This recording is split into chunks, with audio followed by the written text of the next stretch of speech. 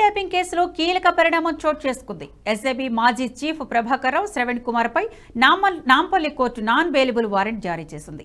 నిందితులు అమెరికాలో ఉన్నందున ఎన్బిడబ్ల్యూ ఇవ్వాలన్న పంజాగుట్ట పోలీసుల వాదనలతో ఏకీభవించిన నాంపల్లి కోర్టు తీర్పు వెల్లడించింది. కాగా ఫోన్ ట్యాపింగ్ కేసులో ప్రభాకర్ రావును కీలక సూత్రధారిగా పరిగణించిన పోలీసులు కేసులో ఆయనను A1గా చేర్చారు.